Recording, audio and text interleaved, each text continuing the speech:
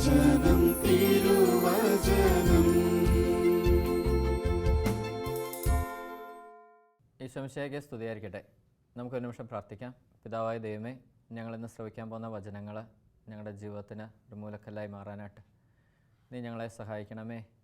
പരിശുദ്ധ അമ്മേ, ദൈവമാതാവേ, വചനത്തിൻ്റെ മാതാവേ, വചനം ഞങ്ങളുടെ ജീവിതത്തിൽ പ്രാവർത്തികമാകാൻ വേണ്ടി, വചനത്തിൽ ജീവിക്കുന്ന വ്യക്തികളായി ഞങ്ങളെ രൂപാന്തരപ്പെടാൻ വേണ്ടി അമ്മ പ്രാർത്ഥിക്കണമേ. നന്മ നിറഞ്ഞ മറിയമേ സ്വസ്തി, കർത്താവ് നിന്നോടുകൂടെ സ്ത്രീകളിൽ നീ അനുഗ്രഹിക്കപ്പെട്ടവളാവുന്നു, നിൻ്റെ ഉദരത്തിൻ ഫലമായി ഈശോ അനുഗ്രഹിക്കപ്പെട്ടവനാവുന്നു. പരിശുദ്ധ മറിയമേ, തമ്പുരാൻ്റെ അമ്മേ, പാപികളായ ഞങ്ങൾക്ക് വേണ്ടി ഇപ്പോഴും ഞങ്ങളുടെ മരണസമയത്തും തമ്പുരാൻ്റെ അപേക്ഷിച്ചുള്ളമേ. ആമേൻ. മത്തായിയുടെ സുവിശേഷം 26 അധ്യായം അതിൻ്റെ 40-ാം വചനം 40-41 ഇങ്ങനെ പറയുന്നു. അനന്തരം അവൻ ശിഷ്യന്മാരുടെ അടുത്തേക്ക് വന്നു. അപ്പോൾ അവർ ഉറങ്ങുന്നത് കണ്ടു. അവൻ പത്രോസിനോട് ചോദിച്ചു, എന്നോടുകൂടെ 1 മണിക്കൂർ ഉണർന്നിരിക്കാൻ നിങ്ങൾക്ക് കഴിഞ്ഞില്ലേ? പ്രലോഭനത്തിൽ അകപ്പെടാതിരിക്കാൻ നിങ്ങൾ ഉണർന്നിരുന്ന് പ്രാർത്ഥിക്കുവിൻ. ആത്മാവ് സന്നദ്ധമെങ്കിലും ശരീരം ബലഹീനമാണ്. ഇപ്പോൾ പത്രോസ്, യാക്കോബ്, യോഹന്നാൻ ഇവരാണ് ഗെത്സമൻ തോട്ടത്തിൽ കർത്താവിൻ്റെ കൂടെ ഉണ്ടായിരുന്നത്. അപ്പോൾ കർത്താവ് നമുക്കറിയാം രക്തം വിയർത്ത് പ്രാർത്ഥിക്കുന്നുണ്ട്. പ്രാർത്ഥിച്ച് ആ ഒരു വേദനയിൽ വന്ന് നോക്കുമ്പോൾ ഇവർ ഉറങ്ങിക്കിടക്കുമ്പോൾ അവിടെ ഒരു പേര് പ്രത്യേകം എടുത്ത് പറയുന്നുണ്ട്. അനന്തരം അവൻ ശിഷ്യന്മാരുടെ അടുത്തേക്ക് വന്നു. അപ്പോൾ അവർ ഉറങ്ങുന്നത് കണ്ടു. ഇപ്പോൾ ശിഷ്യന്മാരുടെ അടുത്തേക്ക് വന്നു. അപ്പോൾ യാക്കോബ്, യോഹന്നാൻ, പത്രോസ് കിടന്ന് ഉറങ്ങിയാണ്. അതിനുശേഷം പറയാണ്, അവൻ പത്രോസിനോട് ചോദിച്ചു. പത്രോസേ, നിനക്ക് 1 മണിക്കൂറെങ്കിലും എൻ്റെ കൂടെ ഉണർന്നിരിക്കാൻ കഴിഞ്ഞില്ലേ? ഇത് വളരെ ഇമ്പോർട്ടൻ്റ് ആണ്. കാരണം അവിടെ നിന്ന് യോഹന്നാനോടോ യാക്കോബിനോടോ ചോദിച്ചിട്ടില്ല, പത്രോസിനോടാണ് ചോദിച്ചത്. നിനക്ക് 1 മണിക്കൂറെങ്കിലും ഉണർന്നിരിക്കാൻ കഴിഞ്ഞില്ലേ നിനക്ക്? എന്നിട്ട് പറയുകയാണ്, പ്രലോഭനത്തിൽ അകപ്പെടാതിരിക്കാൻ നിങ്ങൾ ഉണർന്നിരുന്ന് പ്രാർത്ഥിക്കുവിൻ. ആത്മാവ് സന്നദ്ധമെങ്കിലും ശരീരം ബലഹീനമാണ്. ഈ 1 മണിക്കൂറെങ്കിലും ഉണർന്നിരിക്കണം. എന്തിനു വേണ്ടി? നമ്മുടെ ജീവിതത്തിൽ നമ്മൾ ഇടയ്ക്കൊക്കെ ഉണർന്നിരിക്കേണ്ടവരാണ്. ഇങ്ങനെ അലസരായിട്ട് ഉറങ്ങി തീർക്കേണ്ടതല്ല നമ്മുടെ ജീവിതം. ഞാൻ പലരെയും കണ്ടിട്ടുണ്ട്. ചിലരൊക്കെ ഇപ്പം ശുശ്രൂഷയുടെ ശുശ്രൂഷയിൽ കയറും, അതേ ലെവലിൽ തന്നെ ഇങ്ങനെ അങ്ങ് പൊയ്ക്കൊണ്ടിരിക്കും. കാരണം ഒരു ഉറക്ക മൂടാണ്. ആ ഒരു മൂടി തന്നെ അങ്ങ് പൊയ്ക്കൊണ്ടിരിക്കും. ഒരു ഉണർന്ന് പ്രശോഭിച്ച് ഇങ്ങനെ അങ്ങോട്ട് വരുന്നില്ല. ഇനി ജോലിയുടെ മേഖല അതേ ലെവലിൽ തന്നെ പൊയ്ക്കൊണ്ടിരിക്കും. കുടുംബത്തിൻ്റെ അവസ്ഥ അതേ ലെവല്, മക്കളുടെ അവസ്ഥ അതേ ലെവല്, സമ്പത്തിൻ്റെ അവസ്ഥ അതേ ലെവല്. ഇത് ഒരേ ലെവലിൽ തന്നെ ഇങ്ങനെ പൊയ്ക്കൊണ്ടിരിക്കുക. ഉറങ്ങി നമ്മളിങ്ങനെ അലസരായിട്ട് മടിയന്മാരായിട്ട് ഇങ്ങനെ അങ്ങ് തീർന്നുകൊണ്ടിരിക്കുക. കർത്താവ് പറയാം, 1 മണിക്കൂറെങ്കിലും നീ ഒന്ന് ഉണർന്നിരിക്കുക. എന്തിനാന്ന് ചോദിച്ചു കഴിഞ്ഞാൽ 1 മണിക്കൂർ ഇരുന്ന് കർത്താവിൻ്റെ ചെവി മരപ്പിക്കാനല്ല. നമ്മളൊക്കെ ഇവൻ്റെ ചെവി മരപ്പിക്കുക. നമ്മുടെ ആകുലതകൾ, ഉത്കണ്ഠകളൊക്കെ പറഞ്ഞ് ചെവി മരപ്പിക്കുക. ഇനി ഇങ്ങനെ 1 മണിക്കൂറെങ്കിലും ഉണർന്നിരിക്കാൻ പറഞ്ഞുകൊണ്ട് നമ്മൾ ഏതെങ്കിലും ആരാധന ചാപ്പലിലോട്ട് കയറി ചെല്ലും. ആരാധന ചാപ്പലിൽ കയറി ചെന്നിട്ട് അവിടെ ചെന്ന് മുട്ടുകുത്തി പരിശുദ്ധ പരമ ദിവ്യകാരുണ്യത്തിന് ആരാധനയും സ്തുതിയും സ്തോത്രം ഉണ്ടായിരിക്കട്ടെ, പുകഴ്ച ഉണ്ടായിരിക്കട്ടെ എന്ന് 3 പ്രാവശ്യം ഏറ്റുപറയും. ഈ പറയുന്ന മാത്രമേ ഉള്ളൂ ആരാധന. ബാക്കിയെല്ലാം നമ്മുടെ പരാതികളാണ്. അങ്ങനെയാണ് ഇങ്ങനെയാണെന്നൊക്കെ പറഞ്ഞ് അങ്ങ് ചെവി മരപ്പിക്കും. എന്നിട്ട് അവസാനം നമ്മുടെ പൊടിയും തട്ടിക്കളഞ്ഞിട്ട് നമ്മൾ സ്തുതിയും ആരാധനയും മഹത്വമൊക്കെ അവസാനം ഒന്ന് കൊടുക്കും. അപ്പോൾ ആകെ കയറിയിട്ട് ഒരു 2 സെക്കൻഡാണ് നമ്മൾ ഈ ആരാധനയും സ്തുതിയൊക്കെ കൊടുക്കുന്നത്. എന്നിട്ട് നമ്മൾ മിണ്ടാതെ ഇറങ്ങിപ്പോവും. ഇതാണ് നമ്മുടെ രീതി. ഇതിനല്ല എൻ്റെ കുഞ്ഞെ 1 മണിക്കൂർ ഉണർന്നിരിക്കാൻ പറയുന്നത്. കർത്താവ് നിന്നോട് 1 മണിക്കൂർ ഉണർന്നിരിക്കാൻ പറയുന്നത് നിന്നെക്കുറിച്ച് തന്നെ നീ ഒന്ന് പഠിക്കാൻ വേണ്ടിയാണ്. എന്നെക്കുറിച്ച് തന്നെ ഞാൻ ഒന്ന് പഠിക്കാൻ വേണ്ടിയാണ് എൻ്റെ പൊന്നു കർത്താവിൻ്റെ മുമ്പിൽ 1 മണിക്കൂറെങ്കിലും ഉണർന്നിരിക്കേണ്ടത്. എന്നെ തന്നെ ഒന്ന് അനലൈസ് ചെയ്യാൻ വേണ്ടിയാണ്. ഞാനൊക്കെ എൻ്റെ ഉള്ളിൽ നിന്ന് ഞാൻ പുറത്തോട്ട് കിടന്നിട്ട് ഞാൻ എങ്ങനെയാണെന്ന് ഞാൻ ഒന്ന് അനലൈസ് ചെയ്യുന്ന സമയമാണ് ഈ 1 മണിക്കൂർ. ഞാൻ എങ്ങനെയാണ് ചെയ്യുന്നത്? ഞാൻ എങ്ങനെയാണ് സംസാരിക്കുന്നത്? ഞാൻ എങ്ങനെയാണ് കാണുന്നത്? ഞാൻ എങ്ങനെയാണ് കേൾക്കുന്നത്? ഞാൻ എങ്ങനെയാണ് ചിന്തിക്കുന്നത്? ഞാനൊക്കെ ഇങ്ങനെ ഈ 1 മണിക്കൂർ ഇങ്ങനെ ഓരോ ഡയമെൻഷനിൽ നമ്മൾ മാറ്റി വെക്കണം. നമ്മളൊക്കെ പല ജീവിത സാഹചര്യങ്ങളിൽ വ്യാപരിക്കുന്നവരാണല്ലോ, അല്ലേ? നമുക്ക് കുടുംബമുണ്ട്. കുടുംബത്തിന് വേണ്ടി നമുക്ക് സമയം കണ്ടെത്തേണ്ടവരാണ്. നമ്മൾ കുടുംബത്തിന് വേണ്ടി അധ്വാനിക്കേണ്ടവരാണ്. കുടുംബത്തെ നല്ലവണ്ണം പോറ്റി നമ്മൾ മുമ്പോട്ട് കൊണ്ടുപോകേണ്ടവരാണ്. നമ്മളെ ആശ്രയിച്ച് നമ്മുടെ ജീവിത പങ്കാളിയുണ്ട്, മക്കളുണ്ട്, മാതാപിതാക്കളുണ്ട്, സഹോദരങ്ങളുണ്ട്, നമുക്ക് വേണ്ടപ്പെട്ടവരൊക്കെ ഉണ്ട് ഒരു കുടുംബത്തിൽ. ഇവർക്ക് വേണ്ട കടമകളൊക്കെ നമ്മളിൽ നിന്ന് വരണം. നമുക്ക് കുടുംബം ഉണ്ടില്ലേ? ഇല്ലേ? കുടുംബമുണ്ട്. നമുക്ക് മക്കളെ നോക്കണ്ടേ? നോക്കണം. കാര്യങ്ങളൊക്കെ ചെയ്യണം കുടുംബത്തിൻ്റെതായിട്ടുള്ളത്. ഇനി കുടുംബം വിട്ട് പുറത്തോട്ട് ഇറങ്ങിയാലോ, നമുക്ക് സുഹൃത്തുക്കളുണ്ട്, അവരുടെ കാര്യങ്ങൾ നമ്മൾ ഇടപെടണം. ഇനി അതും കഴിഞ്ഞ് നമ്മുടെ ജോലി മേഖലയിലേക്ക് പോയാലോ, ഇപ്പോൾ കൃഷിക്കാർ, കൃഷി ചെയ്ത് ഉപജീവനം നയിക്കുന്നവർ കൃഷിയുടെ കാര്യങ്ങൾ നന്നായിട്ട് നോക്കണ്ടേ? അത് ചെയ്യേണ്ടതൊക്കെ കറക്റ്റ് ടൈമിന് നമ്മൾ ചെയ്തു കൊടുക്കണ്ടേ? ഇനി ഞാനൊരു IT പ്രൊഫഷണലായിട്ട് വർക്ക് ചെയ്യുന്നതാണ്. IT-ൽ നമ്മൾ കാര്യങ്ങളൊക്കെ നമ്മൾ നോക്കിക്കണ്ട് ചെയ്യണ്ടേ ഓരോ കാര്യങ്ങളും? അവിടെ നമുക്ക് ഈ ഒരു മണിക്കൂർ മാറ്റി വയ്ക്കാൻ പറ്റണം. ഇനി ഇതെല്ലാം കഴിഞ്ഞ് പ്രാർത്ഥനാ ജീവിതം, യേശുവിനോടൊപ്പം നമ്മൾ ഇരിക്കണം. കുറച്ച് അല്പസമയമെങ്കിലും നമ്മുടെ ശുശ്രൂഷ മേഖലയിൽ നമ്മൾ അടുത്ത സ്റ്റെപ്പ് എന്ത് ചെയ്യണം എന്നൊക്കെ നമ്മൾ ഇരിക്കണം. ഇങ്ങനെ ഞാനൊക്കെ ഇങ്ങനെ ശുശ്രൂഷയൊക്കെ സ്റ്റാർട്ട് ചെയ്തൊരു കുറച്ചിങ്ങനെ അങ്ങോട്ട് വന്നു കഴിഞ്ഞപ്പോഴത്തേക്ക് കർത്താവ് ഒരു വിഷൻ ഇങ്ങനെ കാണിച്ചു തന്നു. അപ്പോൾ വിഷൻ കാണിച്ചു തന്നിങ്ങനെയാണ്, ഇത്രയുള്ള ഒരു കല്ല്, അതിന് ഒരു ചുറ്റികയും കാണിച്ചു തന്നു. ആ ചുറ്റികയിൽ ഇങ്ങനെ എഴുതിയിട്ടുണ്ട് ജോർജ് എന്ന് എഴുതിയിട്ടുണ്ട്. എന്നിട്ട് ഈ ചുറ്റിക വെച്ചിട്ട് ഈ കല്ലടിച്ച് പൊട്ടിച്ചു. അത് കഴിഞ്ഞിട്ട് കർത്താവിനോട് ചോദിച്ചു, ഈ ചുറ്റികയ്ക്ക് ഇനി ഇവിടെ എന്താ റോള്? കുറച്ച് അപ്പുറത്തോട്ട് മാറി ഒരു വലിയ കല്ല കാണിച്ചത്. അപ്പോൾ ആ വലിയ കല്ല് പൊട്ടണമെങ്കിൽ നീ പർട്ടിക്കുലർ ഫോഴ്സിൽ അടിച്ചിട്ട് കാര്യമില്ല, ഇതിൻ്റെ ഇരട്ടി കൃപാവർത്തി വേണം നീ അവിടെ അടിക്കാനായിട്ട്. അപ്പോൾ ഒരു ഷോർട്ട് ടൈം ഡ്യൂറേഷൻ കഴിഞ്ഞിട്ട് നമ്മൾ ഈ ഇരട്ടി കൃപാവർത്തിലേക്ക് നമ്മൾ വളരേണ്ടിയിരിക്കുന്നു. അതിനുവേണ്ടി നമുക്ക് സമയം മാറ്റി വെക്കണം, ഒരു സ്പേസ് ഉണ്ടാക്കണം. ഒരു സ്പേസ് വേണം നമ്മുടെ ജീവിതത്തിൽ, സ്പേസ് ഉണ്ടാവണം, ഇതിനെല്ലാം സ്പേസ് ഉണ്ടാവണം. ഞാനിങ്ങനെ ഇത് കാണിച്ചു തന്നപ്പോഴത്തേക്ക് എൻ്റെ മനസ്സിലെ കർത്താവ് ശക്തമായിട്ടൊരു ചിന്ത തരുവാണ്, നിൻ്റെ കോണ്ടാക്ട് നമ്പർ നീ ആർക്കും കൊടുക്കരുത്. എൻ്റെ കോണ്ടാക്ട് നമ്പർ നീ ആർക്കും കൊടുക്കരുത്. ഞാൻ എൻ്റെ ശുശ്രൂഷയുടെ അന്ന് തൊട്ട് ഇന്ന് വരെ ഞാൻ ഒത്തിരി ശ്രദ്ധിച്ചൊരു കാര്യമാണ്, എൻ്റെ കോണ്ടാക്ട് നമ്പർ ഞാൻ അങ്ങനെ അനാവശ്യമായിട്ട് ആർക്കും കൊടുക്കത്തില്ല. കൊടുക്കേണ്ട ആവശ്യമില്ല നമുക്ക്. എന്തിനാന്നേ ഈ വിളിച്ച്, നമുക്ക് തന്നെ നൂറുകണക്കിന് പ്രശ്നങ്ങളുണ്ട്, അതിൽ നിന്ന് തരണം ചെയ്യാനായിട്ട് ബുദ്ധിമുട്ടിയാണ് നമ്മൾ ഫ്രണ്ടിലോട്ട് പൊയ്ക്കൊണ്ടിരിക്കുന്നത്. അനുദിന ജീവിതത്തിൽ നമുക്കുണ്ടാകുന്ന വിഷമങ്ങൾ, പ്രതിസന്ധികളൊക്കെ തരണം ചെയ്ത് അപ്പുറം പോകാൻ പറ്റുന്നില്ല നമുക്ക്. ഇനി ഇതിൻ്റെ കൂടെ നമുക്ക് ബാക്കിയുള്ളവരുടെ ഭാരവും നമ്മളെന്തിനാണ് ഈ ചുമക്കുന്നത്? ചുമക്കേണ്ട ആവശ്യമില്ല. നിനക്ക് നിൻ്റെ കുരിശും എടുത്ത് നീ എന്നെ അനുഗമിക്കാനാണ് കർത്താവ് പറഞ്ഞിരിക്കുന്നത്. എന്നെ അനുഗമിക്കാൻ ആഗ്രഹിക്കുന്നവൻ അവൻ്റെ കുരിശും എടുത്ത് അനുഗമിക്കട്ടെ. അവൻ്റെ കുരിശ് മാത്രം എടുക്കാനാണ് പറഞ്ഞിട്ടുള്ളത്. ഈ നാട്ടുകാരുടെ മൊത്തം കുരിശും തോളി ഇടിക്കൊണ്ട് എൻ്റെ പിന്നാലെ വരാനൊന്നും കർത്താവ് പറഞ്ഞിട്ടില്ല. വ്യക്തമായിട്ട് വചനം നമ്മൾ മനസ്സിലാക്കണം. അവൻ വഹിക്കുന്ന കുരിശ് മാത്രം എടുത്ത് അനുഗമിക്കാനാണ് പറയുന്നത്. ഇനി എൻ്റെ സുഹൃത്തിൻ്റെയും എൻ്റെ അങ്കിളുടെയും ആൻറ്റിയുടെയും നാട്ടുകാരുടെയും മുഴുവൻ കുരിശെടുത്ത് വായിച്ചാൽ നമുക്ക് പറ്റുമോ? അത് വേണ്ട, കർത്താവ് അത് ആഗ്രഹിക്കുന്നില്ല. എന്നെ അനുഗമിക്കാൻ ആഗ്രഹിക്കുന്നവൻ അവൻ്റെ എന്ന് വെച്ചാൽ എനിക്ക് എൻ്റെ കുരിശ് മാത്രം എടുത്ത് ഞാൻ അനുഗമിക്കാനാണ് കർത്താവ് പറയുന്നത്. ആ കുരിശ് എടുത്തുകൊണ്ട് അനുഗമിച്ചാൽ മതി. കാരണം നമുക്ക് വേറൊരു ഡയമെൻഷനിലോട്ട് നമ്മൾ തിരിയണം. ശരിക്കും ഞാൻ ഓർക്കുന്നുണ്ട്, എനിക്കൊക്കെ ഒരു രീതിയുണ്ട്, ഞാൻ കുറച്ച് സമയങ്ങൾ ഞാൻ മാറ്റിവെക്കും. ഞാനൊരു ആഴ്ചയിൽ എനിക്ക് അങ്ങനെ ഒരു സ്കെഡ്യൂളുണ്ട്. കാരണം ഞാനൊരു കുറച്ച് സമയം എന്ന് പറഞ്ഞാൽ 2 തൊട്ട് 3 മണിക്കൂർ വരെ പെർ വീക്ക്, ഒരാഴ്ചയിൽ 2 തൊട്ട് 3 മണിക്കൂർ വരെ ഏതെങ്കിലും ഒരു സമയത്ത് കണ്ടെത്തിയിട്ട് ഞാൻ എൻ്റെ കുടുംബത്തിന് വേണ്ടി മാറ്റിവെക്കും. കുടുംബത്തിന് വേണ്ടി മാറ്റിവെക്കുക എന്ന് പറഞ്ഞാൽ അവരുടെ കൂടെ കളിച്ച് ചിരിച്ച് ജീവിക്കാനല്ല, എൻ്റെ കുടുംബത്തിൻ്റെ അവസ്ഥ എന്താണെന്ന് പഠിക്കാൻ. ഞാൻ കഴിഞ്ഞ ആഴ്ച മാറ്റിവെച്ചതിലും ഈ ആഴ്ച വന്നപ്പോഴും എൻ്റെ കുടുംബത്തിൻ്റെ അവസ്ഥ എന്താണ് അതൊന്ന് പഠിക്കാൻ വേണ്ടി, അവിടെ എന്തൊക്കെയാണ് ഇനി മാറ്റം വരുത്തേണ്ടത്. കാരണം ഞാനൊരു കുടുംബത്തിൻ്റെ ഗ്രഹനാഥനാണല്ലോ. ഗ്രഹനാഥൻ എന്ന് പറയുന്നത് ഒരു കുടുംബത്തിൻ്റെ നെടുന്തൂണാണല്ലോ. നെടുന്തൂണിന് എന്തെങ്കിലും പ്രശ്നം വന്നു കഴിഞ്ഞാൽ ആ കുടുംബത്തിന് മൊത്തം ആ വീടിന് മൊത്തം ഇളക്കം തട്ടത്തില്ലേ? ശരിയല്ലേ? നെടുന്തൂണിന് എന്തെങ്കിലും പ്രശ്നം വന്നു കഴിഞ്ഞാൽ പ്രശ്നമാണല്ലോ. എൻ്റെ പ്രശ്നം വരാൻ പാടില്ല. അതുകൊണ്ട് ഞാൻ അവിടെ ഇരുന്ന് ഇങ്ങനെ അനലൈസ് ചെയ്യും. എൻ്റെ കുടുംബത്തിന് വേണ്ടി ഞാൻ ഒരു 2-3 മണിക്കൂർ മാറ്റിവെച്ചിട്ട് ഞാൻ കുറേ റിസർച്ച് ചെയ്യാറുണ്ട്. ഓരോ മേഖലയിൽ, കുഞ്ഞുങ്ങളുടെ കാര്യത്തിൽ, ജീവിത പങ്കാളിയുടെ കാര്യത്തിൽ, ആരോഗ്യത്തിൻ്റെ കാര്യത്തിൽ, ഭക്ഷണത്തിൻ്റെ കാര്യത്തിൽ നമ്മൾ എന്തൊക്കെ മാറ്റം വരുത്തണം. ഇനി ആ ഒരു 3 മണിക്കൂർ സ്പേസ് ഞാൻ ഒരാഴ്ച ഇടും കുടുംബത്തിന് വേണ്ടി. അത് ഇട്ടേ പറ്റൂ. ആ ഒരു 3 മണിക്കൂർ മസ്റ്റായിട്ട് മാറ്റിവെച്ചേ പറ്റൂ. ഇനി നിങ്ങളുടെ കുടുംബത്തിൻ്റെ സാഹചര്യം അനുസരിച്ച് നിങ്ങൾ എത്ര സമയം മാറ്റിവെക്കുന്നുണ്ട് നിങ്ങൾ തീരുമാനിച്ചുകൊള്ളുക. എന്തായാലും മാറ്റിവെച്ചേ പറ്റൂ. കാരണം നമ്മുടെ കുടുംബത്തിൻ്റെ സ്റ്റാറ്റസ് മാറണ്ടേ? കുടുംബത്തിൻ്റെ കാര്യങ്ങളൊക്കെ ക്രമീകരിക്കപ്പെടണ്ടേ? അല്ലെങ്കിൽ എന്നും ഇങ്ങനെ വേദനയും ദുരിതവും ദുഃഖവുമായിട്ടും മുമ്പോട്ട് പോയാൽ മതിയോ? കാരണം അതിനാണോ ക്രിസ്തു നമുക്ക് വേണ്ടി കുരിശിൽ മരിച്ചത്? അതിനാണോ ക്രിസ്തു നമുക്ക് വേണ്ടി ഈ കാര്യങ്ങളൊക്കെ നമുക്ക് ബോധ്യമാക്കി തരുന്നത്? അതിനൊന്നും അല്ല. നമ്മുടെ കുടുംബത്തിൻ്റെ സ്റ്റാറ്റസ് മാറണം. കുടുംബത്തിന് വേണ്ടി സമയം മാറ്റി വെക്കണം. അപ്പോൾ ഒരു 1-2 മണിക്കൂർ കുടുംബത്തിൻ്റെ ഒരു സ്റ്റാറ്റസ് എന്താണ് ഇതിനെ പഠിക്കാനായിട്ട്, ഇതിനെ ഒന്ന് അനലൈസ് ചെയ്യാനായിട്ട്, അതിനകത്തുനിന്ന് കുറേ ഇൻസൈറ്റ്സ് നമുക്ക് കണ്ടുപിടിച്ചെടുക്കാനായിട്ട്, അതിനെ ഓവർകം ചെയ്യാനായിട്ട് കുറേ സ്ട്രാറ്റജി ബിൽഡ് ചെയ്യാനായിട്ട്, അത് ഇംപ്ലിമെൻറ്റ് ചെയ്യാനായിട്ടൊക്കെ നമുക്കൊരു ടൈം ആവശ്യമുണ്ട്. ആ ടൈം മാറ്റി വെക്കണം. ഇതിനൊക്കെയാണ് കർത്താവ് പറയുന്നത്, 1 മണിക്കൂറെങ്കിലും നീ ഒന്ന് ഉണർന്നിരിക്കുക.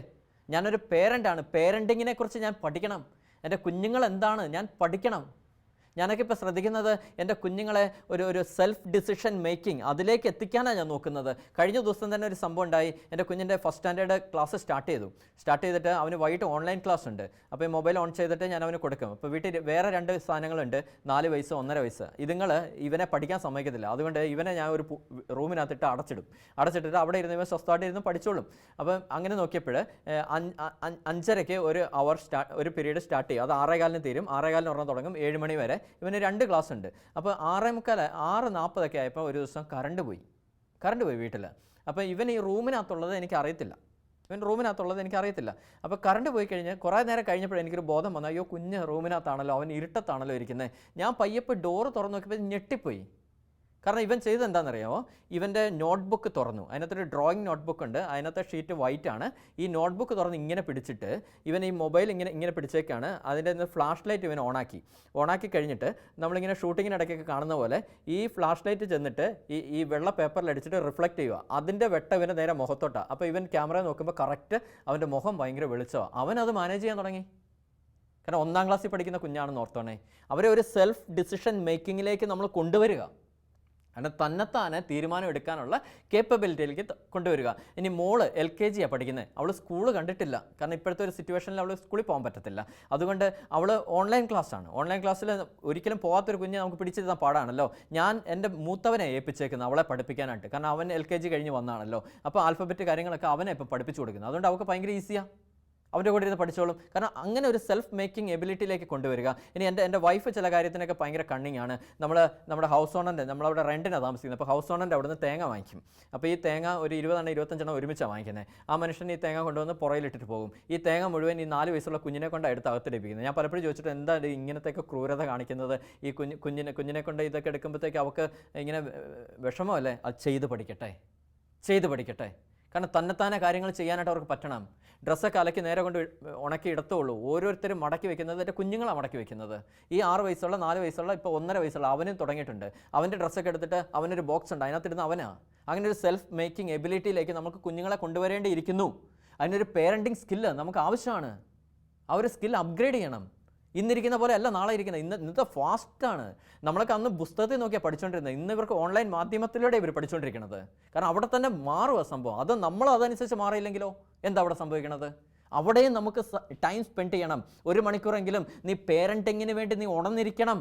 കർത്താവ് പറയും 1 മണിക്കൂറെങ്കിലും നിൻ്റെ കുഞ്ഞുങ്ങളെ ഒന്ന് നോക്കാൻ വേണ്ടി നിനക്ക് ഉണർന്നിരുന്നു കൂടെ. ഇനി നമ്മുടെ കമ്പനിയിൽ നമ്മൾ വർക്ക് ചെയ്യുന്ന പ്രൊഫഷണൽ എടുത്ത് നോക്കിയേ.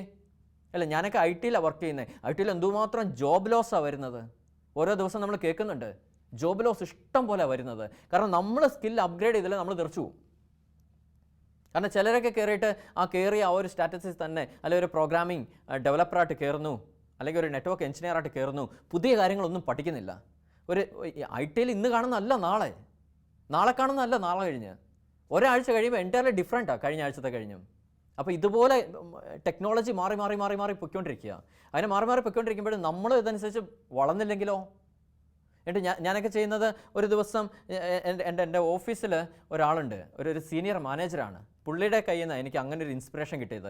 പുള്ളിയുടെ എൻ്റെ MD CEO സാറൊക്കെ പുള്ളിയെക്കുറിച്ച് ഇങ്ങനെ പറഞ്ഞ് ഞാൻ കേട്ടിട്ടുണ്ട്. അതായത് പുള്ളി ഒരു ദിവസം കറക്റ്റ് നമുക്ക് 9 മണിക്കാണ് പഞ്ച് ചെയ്യേണ്ടത്. പുള്ളി 8 മണിയാകുമ്പോൾ ഓഫീസിൽ വരും. 8 മണി തൊട്ടിട്ട് 9 മണി വരെ പുള്ളി ഇന്നലെ എന്തൊക്കെയാണ് ഡെവലപ്മെൻറ്റ് ഉണ്ടായത് IT-യിൽ, ഈ കാര്യങ്ങളെല്ലാം പുള്ളി റിസർച്ച് ചെയ്തിട്ട് ഭയങ്കര നോളജാണ് ആ മനുഷ്യന്. അപ്പോൾ എന്തെങ്കിലും ഡെവലപ്മെൻറ്റ് ടീമൊക്കെ എന്തെങ്കിലുമൊക്കെ ഊരാക്കുടുക്കിലൊക്കെ പെട്ട് കഴിയുമ്പോൾ ഇതിന് ഈ സൊല്യൂഷൻ കണ്ടുപിടിക്കുന്നതെല്ലാം ഈ സാറിൻ്റെ കയ്യിൽ നിന്നാണ്, ഈ മാനേജർ സാറിൻ്റെ കയ്യിൽ നിന്നാണ്. സാറിൻ്റെ അടുത്ത് ചെന്ന് കഴിഞ്ഞാൽ നമുക്ക് സൊല്യൂഷൻ ഉണ്ട്. കാരണം ഈ ഒരു പാറ്റേൺ എന്നെ ഭയങ്കരമായിട്ട് ഇൻസ്പയർ ചെയ്തു. ഞാനും പതുക്കെ അങ്ങനെ സമയം മാറ്റി വയ്ക്കാൻ തുടങ്ങി. ദിവസം ഒരു കുറച്ച് സമയം നമ്മൾ വർക്ക് ചെയ്യുമ്പോഴത്തേക്ക്, നമ്മൾ ഫ്രീ ആയിട്ടിരിക്കുന്ന സമയത്തൊക്കെ പയ്യെ ഈ സ്കിൽ അപ്ഗ്രഡേഷന് വേണ്ടി മാറ്റി വയ്ക്കാൻ തുടങ്ങി. പുതിയ കാര്യങ്ങൾ പഠിക്കാൻ തുടങ്ങി. പുതിയ കാര്യങ്ങളിലേക്ക് ചെയ്യാൻ തുടങ്ങി. എന്നിട്ട് ഒരിക്കലും നമ്മൾ കൈവച്ചിട്ടില്ലാത്ത മേഖലയൊക്കെ നമ്മൾ പതുക്കെ സ്വായത്തമാക്കാൻ തുടങ്ങി. അതിനുവേണ്ടി നമുക്ക് സമയം മാറ്റി വെക്കണം. അല്ലെങ്കിൽ ഒരു സുപ്രഭാതത്തിൽ നമ്മൾ ക്വിറ്റ് ഔട്ട് ആകും, ജോബ്ലെസ് ആകും, നമ്മുടെ പണി തെറിക്കും. കാരണം ഇന്ന് കാണുന്ന അല്ലല്ലോ നാളത്തെ കാര്യം ചെയ്യാനായിട്ട് ഞാൻ സ്കിൽഡ് ആയിരിക്കണം. മുൻപേർ എറിയാനായിട്ട് നമുക്ക് പറ്റണം. കാരണം മുമ്പോട്ട് നമുക്ക് ചിന്തിക്കണം. അതിനൊക്കെയാണ് കർത്താവ് പറയുന്നത് 1 മണിക്കൂർ നീ ഒന്ന് ഉണർന്നിരിക്കുക. 1 മണിക്കൂർ. എൻ്റെ കുഞ്ഞെ, നിൻ്റെ പ്രൊഫഷനിൽ നീ തെറിച്ച് പോകുന്നത് എനിക്ക് കാണാൻ പറ്റത്തില്ല. കാരണം അതിനല്ല ഞാൻ നിന്നെ വിളിച്ചിരിക്കണത്. അതിനല്ല പൊന്നു കുഞ്ഞെ ഞാൻ നിനക്ക് ഈ ജ്ഞാനമൊക്കെ തന്നിരിക്കുന്നത്. നിന്നെ പഠിപ്പിച്ചത് ഞാൻ അതിനല്ല. നീ സ്കിൽ അപ്ഗ്രേഡ് ചെയ്യണം. അല്ലെങ്കിൽ നമുക്കറിയാം, നമ്മളൊക്കെ മൊബൈൽ ഫോണൊക്കെ യൂസ് ചെയ്ത കാലഘട്ടത്തിൽ ഒരു ഫേമസ് കമ്പനി ഉണ്ടായിരുന്നു. കമ്പനിയുടെ പേരൊന്നും ഞാൻ പരാമർശിക്കുന്നില്ല. ശരിക്കും അല്ലേ, അന്നത്തെയൊക്കെ കാലത്ത് നമ്മളൊക്കെ ഇങ്ങനെ പറയും, പട്ടിയെ പോലും എറിയാം ആ ഫോൺ വെച്ചിട്ട്, പൊട്ടത്തില്ല. അങ്ങനത്തെയൊക്കെ മൊബൈൽ ഫോൺ ഇറക്കിയ അതുപോലെ ഒരു ടോപ്പ് ഗ്രേഡിൽ കയറി വന്നൊരു കമ്പനി ഈ സ്മാർട്ട് ഫോൺ എവല്യൂഷൻ വന്നു കഴിഞ്ഞപ്പോൾ പേര് പോലും കേൾക്കാനില്ല. കാരണം അവർ ആ സ്മാർട്ട് ഫോൺ ടെക്നോളജിയിലേക്ക് മാറാനായിട്ടൊന്നും തയ്യാറായില്ല. അപ്പോൾ ഇതൊന്നും ആരും യൂസ് ചെയ്യത്തില്ലെന്നൊക്കെ പറഞ്ഞു. പക്ഷേ ഇന്ന് ആ ടെക്നോളജി ആണല്ലോ ഫുള്ള്, മാർക്കറ്റ് കംപ്ലീറ്റ് പിടിച്ചേക്കുന്ന അവരാണല്ലോ. അതുപോലെയൊക്കെ നമ്മുടെ വാണിജ്യ പ്രസ്ഥാനങ്ങളൊക്കെ എടുത്ത് നോക്കുക, IT കമ്പനികളൊക്കെ എടുത്ത് നോക്കുക, എത്രയോ കമ്പനികളാണ് പൂട്ടിപ്പോണത്. കാരണം അവർ അടുത്ത ലെവലിലോട്ട് അവർ വരുന്നില്ല, അടുത്തൊരു ഇതിലേക്ക് വരുന്നില്ല. എൻ്റെയൊക്കെ എത്രയോ ഫ്രണ്ട്സ് ഇങ്ങനെ ഈ റീസെൻ്റ് ആയിട്ടൊക്കെ വിളിക്കാറുണ്ട്. എൻ്റെ കൂടെയൊക്കെ BTech പഠിച്ച ഫ്രണ്ട്സുകൾ. ഇവരൊക്കെ വിളിച്ചിട്ട് പറയാറുണ്ട്, നമ്മുടെ സ്കില്ലൊന്ന് അപ്ഗ്രേഡ് ചെയ്യണം, എന്താ പഠിക്കേണ്ടത്, എന്താ ഈ സമയത്ത് നമ്മൾ ചെയ്യേണ്ടത്, എതിലേക്കാണ് പോകേണ്ടത്. കാരണം 10-12 വർഷം കഴിഞ്ഞ് ഇപ്പോഴും അതേ ലെവലിൽ തന്നെയാണ് നിൽക്കേണ്ടത്. അതിൻ്റെ അപ്പുറം ഒന്നും കടക്കുന്നില്ല, വേറെ ഇതിലേക്ക് ചിന്തിക്കാൻ പറ്റുന്നില്ല. അവിടെ നമുക്കൊരു സ്കിൽ അപ്ഗ്രേഡേഷൻ വേണ്ടേ? അതിനാണ് കർത്താവ് പറയുന്നത്, നിൻ്റെ പ്രൊഫഷണൽ ലൈഫിൽ നീ 1 മണിക്കൂറെങ്കിലും ഒന്ന് ഉണർന്നിരിക്കാവോ? നീ ഇപ്പോഴും ഉറങ്ങി വിശ്രമിക്കുവാണോ എൻ്റെ കുഞ്ഞെ? നിൻ്റെ പ്രൊഫഷനിൽ നീ ഒന്ന് ഉണർന്നിരിക്കുക. അതുപോലെ തന്നെ നമ്മുടെ അടുത്ത റോളാണല്ലോ യേശുവായിട്ടുള്ളൊരു ബന്ധം, കർത്താവായിട്ടുള്ള ബന്ധം വെറുതെ അല്ല. അതെന്താണെന്ന് വെച്ചാൽ അതാണ് നമ്മളെ മുമ്പോട്ട് നയിക്കുന്നത്. കാരണം ആ ഒരു വ്യക്തിപരമായ ബന്ധത്തിൽ നിന്ന് നീ അകന്നു പോയി. നമ്മൾ സങ്കീർത്തനം 91 വായിക്കുന്നുണ്ട്, അവൻ സ്നേഹത്തിൽ എന്നോട് ഒട്ടി നിൽക്കുന്നത് കൊണ്ട് ഞാൻ അവനെ സംരക്ഷിക്കുന്നു. ദൈവമായ പിതാവായ ദൈവം പറയാണ്, അവൻ സ്നേഹത്തിൽ എന്നോട് ഒട്ടി നിൽക്കുന്നത് കൊണ്ട് ഞാൻ അവനെ സംരക്ഷിക്കുന്നു. ഈ ഒട്ടിനിപ്പ് നമുക്ക് ആവശ്യമാണ്. കർത്താവിൻ്റെ സ്നേഹത്തിൽ ഒട്ടി നിൽക്കണം, ഒട്ടി നിൽക്കാൻ പറ്റണം. അങ്ങനെയെങ്കിൽ ദൈവിക സംരക്ഷണം നമുക്ക് ലഭിക്കത്തുള്ളൂ. ഈ ഒട്ടിനിപ്പ് നമുക്ക് ആവശ്യമാണ്, ഒട്ടി നിൽക്കണം. കാരണം ഒരു മരത്തിൻ്റെയൊക്കെ ഈ ശിഖരം പോലെയാണ്. കാരണം ഈ മരത്തിൻ്റെ ഒരു തായ്തണ്ടോട് നമ്മൾ ചേർന്ന് നിൽക്കേണ്ടവരാണ്. ശരിക്കും ആ ജോയിൻ്റ് ഉണ്ടല്ലോ, ഒരു കണവ എന്നൊക്കെയാണ് ഞങ്ങളുടെ നാട്ടിൽ പറയണത്. ആ കണവയ്ക്ക് ഒരു പ്രത്യേകത ഉണ്ട്. ആ കണവ എന്തുമാത്രം ഈ തായ്തണ്ടിൻ്റെ ഉള്ളിലേക്ക് ചേർന്നിരിക്കുന്നു, ഉള്ളിലേക്ക് ചൂഴ്ന്നിറങ്ങുന്നു, അതനുസരിച്ചിരിക്കും ഈ ശിഖരങ്ങളുടെ ഫലമെന്ന് പറയുന്നത്. ശരിക്കും അതനുസരിച്ചിരിക്കും. എന്ന് വെച്ചാൽ ക്രിസ്തുവാകുന്ന ആ ഒരു വൃക്ഷത്തിൻ്റെ ഉള്ളിലേക്ക് നമ്മളൊരു സ്നേഹത്തിൻ്റെ ഗാഢമായ ബന്ധത്തിൽ എന്തുമാത്രം ഉള്ളിലേക്ക് പോകുന്നോ അതനുസരിച്ചിരിക്കും നമ്മുടെ ഫലങ്ങൾ. അതിനുവേണ്ടി നമുക്ക് ടൈം സ്പെൻഡ് ചെയ്തേ പറ്റൂ. കാരണം നമ്മുടെ തന്നെയായിട്ടുള്ള ഈ മനസ്സിൻ്റെ തലങ്ങൾ, ശരീരത്തിൻ്റെ ഒരു പാവാവസ്ഥകൾ, കാര്യങ്ങളെല്ലാം വരുന്നുണ്ടല്ലോ നമുക്ക്. അതൊക്കെ നമുക്കൊന്ന് അനലൈസ് ചെയ്യണ്ടേ? എൻ്റെ കുറവെന്താണെന്ന് ഞാൻ കണ്ടുപിടിക്കണ്ടേ? ശരിയല്ലേ? എൻ്റെ കുറവിനെ തിരുത്താനായിട്ട് എനിക്കേ പറ്റത്തുള്ളൂ, വേറെ ആർക്കും പറ്റത്തില്ല. അതെൻ്റെ പൊന്നു കർത്താവ് നമുക്കൊന്ന് വെളിവാക്കി തരണം. അത് എൻ്റെ കുഞ്ഞെ, ഇതാണ് നിൻ്റെ കുറവ്, ഇതാണ് നിൻ്റെ മിസ്റ്റേക്ക് എന്ന് ഇത് പറഞ്ഞു തരണം. നമുക്കാരെങ്കിലും പറഞ്ഞു തരാനായിട്ട് നമ്മളൊരു ടൈം സ്പെൻഡ് ചെയ്യണ്ടേ? 1 മണിക്കൂറെങ്കിലും അതിനുവേണ്ടി ഒന്ന് മാറ്റി വെക്കണ്ടേ? അവിടെയും വേണ്ടേ നമുക്കൊരു മാറ്റം? അല്ലെങ്കിൽ എങ്ങനെയാണെന്നേ നമ്മൾ ഈ തായ്തണ്ടുമായിട്ട് ചേർന്നിരിക്കണത്? എന്നിട്ട് നമുക്ക് ഇതിനൊന്നും പറ്റത്തില്ല. എന്നിട്ട് ഒരു സുപ്രഭാതത്തിൽ ഈ തായ്തണ്ടുമായിട്ട് യാതൊരു ബന്ധമില്ല. നമ്മളിങ്ങനെ അത് പറഞ്ഞ് താഴെ വീണ് ഉണങ്ങിക്കരിയുമ്പോഴത്തേക്കും നമ്മൾ മരത്തെ കുറ്റം പറയും. നിനക്കെന്താ അറിയത്തില്ലായിരുന്നോ ഞാനിങ്ങനെ ഉണങ്ങിക്കരിയുമെന്ന്? അങ്ങനെ കുറ്റം പറയുന്നൊരു സ്വഭാവം നമ്മുടെ. ആര് പറഞ്ഞു നിന്നോട് പറഞ്ഞു പോകാനായിട്ട്? പറഞ്ഞു പോകാതെ സ്നേഹത്തിൽ ഒട്ടി നിൽക്കുക എന്നുള്ളത് നമ്മുടെ ഉത്തരവാദിത്തമാണ്. അതിനകത്ത് കർത്താവൊന്നും ചെയ്യത്തില്ല. അതുകൊണ്ടാണ് ദൈവം വ്യക്തമായിട്ട് പറയുന്നത്, എന്നോട് അവൻ സ്നേഹത്തിൽ ഒട്ടി നിന്നാൽ ഞാൻ അവനെ സംരക്ഷിക്കും. ഈ ഒട്ടി നിൽപ്പ് നമുക്ക് ആവശ്യമാണ് ജീവിതത്തിൽ. ഈ ഒട്ടി നിൽക്കാൻ വേണ്ടി നമ്മൾ ടൈം സ്പെൻഡ് ചെയ്തേ പറ്റൂ. 1 മണിക്കൂറെങ്കിലും മാറ്റി വെക്കണം. ദൈവമായിട്ടുള്ള ബന്ധം എങ്ങനെയാ അനലൈസ് ചെയ്യണം. ആ ബന്ധം നിനക്ക് ഓക്കെ ആണോ? നിനക്ക് ബാക്കിയെല്ലാം ഓക്കെ ആയിരിക്കും. ഞാൻ നേരത്തെ പറഞ്ഞ കാര്യങ്ങളെല്ലാം സ്മൂത്ത് ആയിരിക്കും. ദിസ് ഈസ് മോസ്റ്റ് ഇമ്പോർട്ടൻറ്റ്, ഈ ദൈവമായിട്ടുള്ളൊരു ബന്ധം. ഇനി നിൻ്റെ ശുശ്രൂഷ ജീവിതത്തിൽ നിനക്കൊരു അപ്ഗ്രഡേഷൻ വേണം. നീ ഇന്നത്തെ കാലം എന്താണെന്ന് നീ പഠിക്കണം. കാലത്തിൻ്റെ അടയാളങ്ങൾ തിരിച്ചറിയാനായിട്ട് കർത്താവ് വചനം പറഞ്ഞിട്ടില്ലേ? എല്ലാവരും അന്ത്യനാളുകളെക്കുറിച്ചാണ് പറഞ്ഞിട്ടിരിക്കുന്നത്. അങ്ങനെ ദുരിതം വരുമ്പോഴത്തേക്ക് കർത്താവ് വന്ന് സംഭവം എല്ലാം തീരാൻ പോവുക. അതുമാത്രമല്ല കാലത്തിൻ്റെ അടയാളം എന്ന് പറയുന്നത് ഓരോ മാറ്റങ്ങൾ നമ്മൾ തിരിച്ചറിയണം. പുതിയ കൃഷി രീതികൾ നമ്മൾ അഡോപ്റ്റ് ചെയ്യണം. നമുക്കൊരു സ്ഥലമുണ്ട്, അതിൽ കൃഷി ഇറക്കുന്നുണ്ട്. ഇന്നും എല്ലാം ഇന്ന് ഓട്ടോമേറ്റഡ് യുഗമാണ്. ഓട്ടോമേറ്റഡ് യുഗത്തിൽ എന്തുമാത്രം ഇൻസ്ട്രുമെൻ്റ് കാര്യങ്ങളൊക്കെയാണ് പുറത്ത് വന്നുകൊണ്ടിരിക്കുന്നത്. അതൊക്കെ വെച്ച് കൃഷി ഇറക്ക്. കാലത്തിൻ്റെ അടയാളം നീ തിരിച്ചറി. നിനക്കൊരു മാറ്റം വരട്ടെ. അവിടെ നിൻ്റെ കൃഷി മേഖലകളിൽ ആദായം കൂടും, നീക്കിയിരിപ്പ് കൂടും. അപ്പോൾ ഒരു നഷ്ടം വരില്ല. മറ്റൊന്ന് പറഞ്ഞാൽ ഇത് ചെയ്യുന്നതൊന്നും നമുക്കൊരു ഏണിങ്സ് കിട്ടുന്നില്ലല്ലോ. ഇതിനകത്തുനിന്ന് നമുക്കൊരു ലാഭം വരുന്നില്ലല്ലോ. അവിടെ നമ്മൾ മാറണം. കാലത്തിൻ്റെ അടയാളങ്ങൾ നമ്മൾ തിരിച്ചറിയണം, അല്ലേ? ഞാനൊക്കെ കണ്ടിട്ടുണ്ട് ശരിക്കും, കുറേ യൂട്യൂബ് വീഡിയോസിലൊക്കെ കണ്ടിട്ടുണ്ട് ഈ വെജിറ്റബിൾ കൃഷിയൊക്കെ, പച്ചക്കറികളൊക്കെ കൃഷി ചെയ്യുന്നത്. യൂറോപ്യൻ കൺട്രീസിൽ, ഇസ്രായേൽ പോലുള്ള രാജ്യങ്ങളിൽ ഒരു വീടിൻ്റെ മട്ടുപ്പാവിൽ ഒരു കിൻഡൽ കണക്കിന് പച്ചക്കറിയാണ് കൃഷി ചെയ്യുന്നത്. ഇങ്ങനെ തട്ടൊക്കെ ആയിട്ട് കൃഷി ചെയ്യുന്നു. മൈക്രോ ഗ്രീൻസൊക്കെ അവർ കൃഷി ചെയ്തെടുക്കുന്നു പുതിയ ടെക്നോളജിയിൽ. ഞാൻ ഒത്തിരി കാര്യങ്ങൾ നമ്മൾ വീട്ടിൽ എങ്ങനെ അഡോപ്റ്റ് ചെയ്യുന്നുണ്ട്. ഇങ്ങനെ മൈക്രോ ഗ്രീൻസൊക്കെ, ചെറുപയറൊക്കെ മുളപ്പിച്ച് ഈ സാധനം ചെറുതായിട്ടൊന്ന് വളർത്തി ഇത്രയുള്ളതൊക്കെ കട്ട് ചെയ്ത് നമ്മൾ പിള്ളേർക്കൊക്കെ കൊടുക്കും. ഭയങ്കര റിച്ച് ന്യൂട്രിയൻസ് ആണ്, വൈറ്റമിൻസ് റിച്ച് ആണ് അതിനകത്ത്. പിള്ളേരൊക്കെ അതൊക്കെ കഴിക്കട്ടെ. അങ്ങനത്തെ പുതിയ കാര്യങ്ങളൊക്കെ നമ്മൾ കൊടുക്കണം. പുതിയ കൾട്ടിവേറ്റഡ് മെത്തേഡ്സ് ഒക്കെ നമ്മൾ അഡോപ്റ്റ് ചെയ്യണം. പുതിയ അഗ്രികൾച്ചർ മെത്തേഡ്സ് ഒക്കെ നമ്മൾ പ്രാവർത്തികമാക്കണം. അതിനുവേണ്ടി നമുക്ക് സമയം കളയണ്ടേ? സമയം മാറ്റി വയ്ക്കണ്ടേ? നമുക്ക് അതിനുവേണ്ടി ചിന്തിക്കണ്ടേ? നമുക്ക് പുതിയ കാര്യങ്ങളിലേക്ക് വരാനായിട്ട് നമ്മൾ ഇങ്ങനെ തന്നെ പോയാൽ മതിയോ? ഇനി നമ്മുടെ സമ്പദ് വ്യവസ്ഥയിൽ നമ്മൾ എന്തൊക്കെ ചെയ്യണം, എന്തൊക്കെ ചെയ്യണ്ട, ഇതിനുവേണ്ടി നമുക്കൊരു തീരുമാനം എടുക്കണ്ടേ? ഇനി നമ്മുടെ ധ്യാനങ്ങൾ, ശുശ്രൂഷകൾ, ദൈവജന പ്രഘോഷങ്ങളിൽ ഇതിലൊരു അപ്ഗ്രഡേഷൻ നമുക്ക് ആവശ്യമില്ലേ?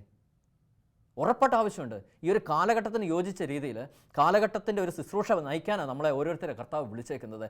കാലഘട്ടത്തിൻ്റെ അഭിഷേകം തന്ന് കർത്താവ് ഓരോരുത്തരെ ഉയർത്തും ഓരോ സാഹചര്യത്തിൽ. അവിടെ നമുക്ക് കർത്താവിൻ്റെ കൂടെ ഇരിക്കണം. 1 മണിക്കൂർ ഉണർന്നിരിക്കണം എൻ്റെ ശുശ്രൂഷ എന്താണെന്ന് അറിയാൻ വേണ്ടി. അതിന് എനിക്കൊരു സ്പേസ് ഞാൻ കണ്ടെത്തിയേ പറ്റൂ കർത്താവിൻ്റെ കൂടെ ഇരിക്കാൻ വേണ്ടി.